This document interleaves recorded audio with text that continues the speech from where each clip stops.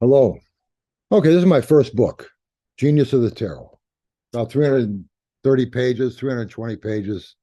The title, Genius of the Tarot, I'm not implying I'm a genius. I'm saying that the tarot itself, the application, is a genius application. The cover is a Bosch painting, which I think is some very interesting things with that because I feel this painting really represented the Fool card on the Tarot of Marseille.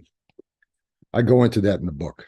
But anyway, it was my first book. And the reason I started writing, like I said, is because I saw that this is now commonly be seen as what's known as a creative thinking technique, a tarot card spread.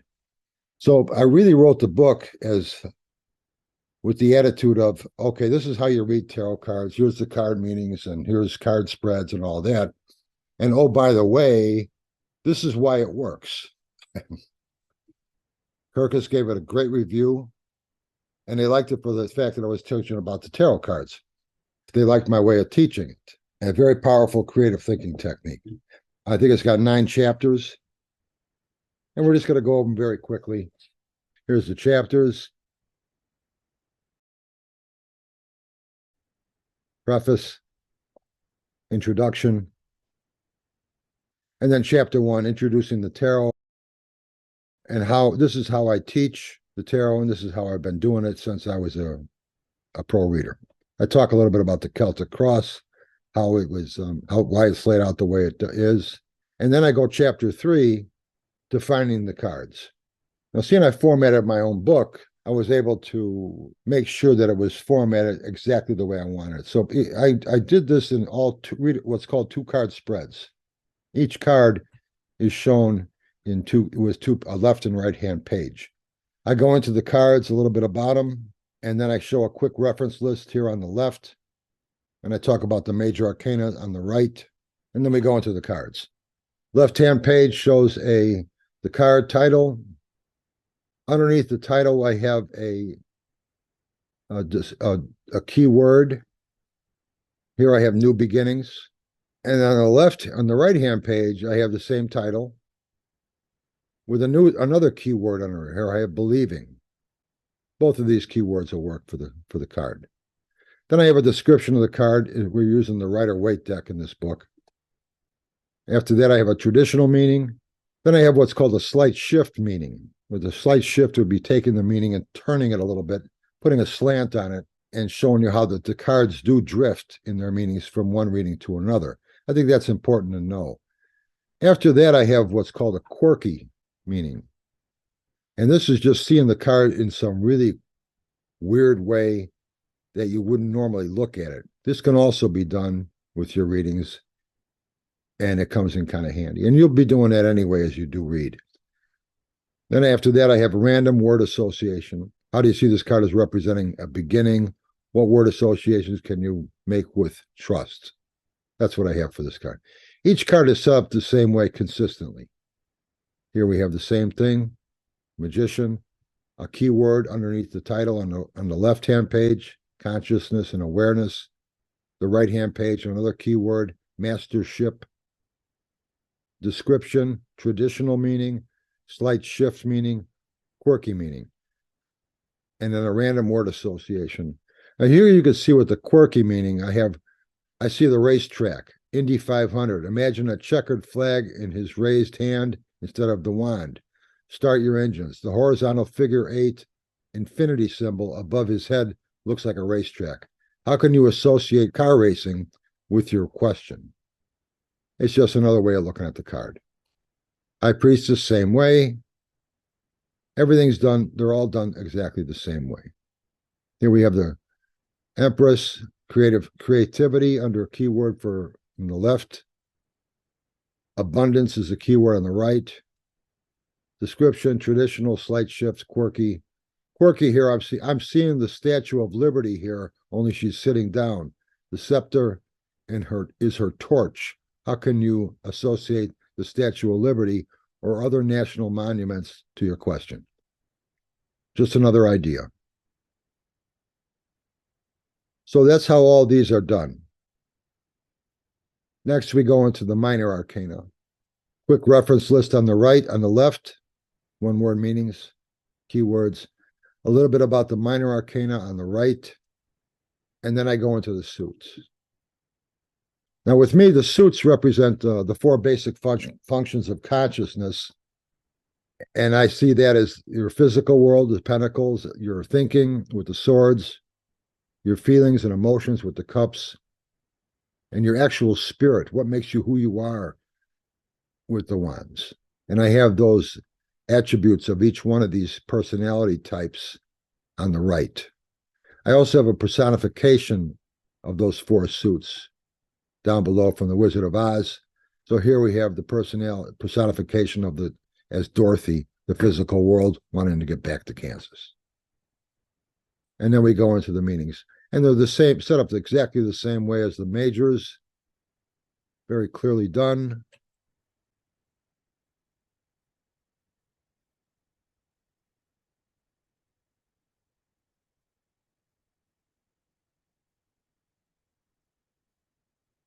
Again, weird, quirky. The traditionals you'll find like any other book would be pretty much the same type of thing. I like the keywords. The slight shift is just a slant on your traditional. And here I have quirky for the Ten of Pentacles. Dogs can't resist a flying frisbee. I'm seeing the floating pentacles as frisbees, and the two dogs are waiting for the old guy to throw another. What associations can you make between frisbees and your question? Just a fluke thing. Here, same thing. Quirky, I'm seeing this page looking at his new hat in a hand mirror. What associations can you make with mirrors to your question? Just a randomness that you're not going to usually see. Wands, everything is exactly the same way. Now here I have wands starting out on the left as what their personality type is like. And over here on the left-hand page, you can see that it's all about the wands. These personality types, or the types of energy that these suits give, I have on the right, you can see the wands value, pentacles value, cups value, swords value. And then we have underneath those headings the words being, trusted, yearning, seeking, prizing on all of these. So the wands, being excited, is something they like. And pentacles, being concerned. Cups, being enthusiastic. Swords, being calm. Below the wands again, trusting impulse. Pentacles, trusting authority. Swords, trusting reason. Cups, trusting intuition. And that's how that works. Wands, yearning for impact. Pentacles, yearning for belonging. Swords, yearning for achievement. Cups, yearning for romance. And that's what you'll see with these. That's how I see the four suits. The personification of Oz personification is the lion with wands. Wands represent spirit. It takes spirit to have courage. So I got it as the lion, the cowardly lion. And then the wands.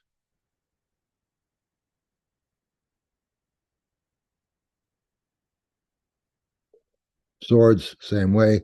Now swords is over here, starting off on the right-hand page in the upper left. Swords value being calm, trusting reason, yearning for achievement, seeking knowledge, prizing deference. Oz personification, the scarecrow, thought.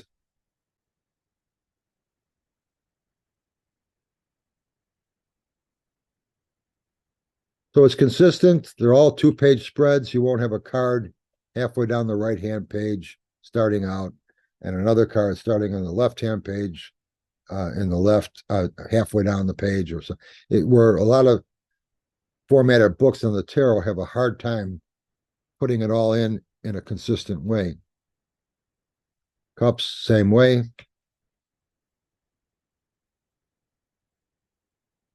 So they're easy meanings, pretty much agreeable with anybody else.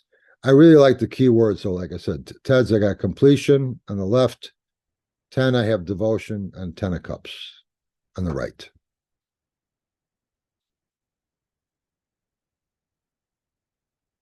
Chapter 4, card spreads. Now, card spreads are, I think I'm using 3 different card spreads. I also go into 3 sample readings with each of the 3 card spreads. So it takes up a lot of, it shows it pretty deeply here. The map of your question is what a card spread is. And I talk about that. Quick reference list of the major arcana on the left, and then minor arcana on the right, in case you want to look again to what the cards mean. It's also in that chapter. And I talk a little bit about how readings work. Just some things to keep in mind. And you can see here the 3 card spread on the right page. And here's this example 1. You see that on the left-hand page, 3 card spread. Cards are drawn, meanings of the cards on the right, defined. Example 2, the next 2 pages, left and right-hand page. Example 2, cards drawn, defined on the right. Example 3, left and right-hand page. Cards drawn, interpretation on the right. Next, I go into what's called the 4 winds card spread. This is a spread that I learned a long time ago. I haven't seen anywhere else since then. I did find out that somebody told me where it was at back from the 70s or something. But that's what I've been calling. This is what I've been calling it for years. And it deals with a random 5th card in the center, and you only use a major arcana with the 4 winds. So it's a very unique spread. There's the 5th card. I show you how to find that card I explain how it's done. And then we have sample readings. Example 1, 4 winds. The cards that were drawn, the 5th card that was found, meaning and wrapping up the reading. Example 2, same way, question, cards that were drawn, 5th card, wrapping up the reading on the left. Third example, same way, 5th card, and that's the end of that. Then I go into the Celtic cross, how I do a Celtic cross. I explained the steps of the cross, and then I do actual examples. So here I have example 1, the question from a client. The client themselves is a 42-year-old graphic designer, 18 years married or something like that. I got all that here. The question is here on the right. Cards that were drawn down below it. Example 1, first grouping 1, 2, and 7. You can see that I have them highlighted down here, down below that with the cards we're looking at. 9 of Wands, King of Cups, and the Devil. And then interpreted over here on the right. Example 1, second grouping, 3, 4, and 9. I explain why I grouped them like this. And I do group them in a reading too, this way. So this is why I do it that way. Interpretation on the right. Example 1, third grouping, 5, 6, and 10. Cards that were drawn here are highlighted, and interpretation on the right. And then the last card is position 8, interpreted, and then wrapping up the reading down below on the right. Example 2, same thing. Client on the left, cards that were drawn on the right. And I have these, the reason I group them like this in my reading is I look into 4 basic aspects with the Celtic cross.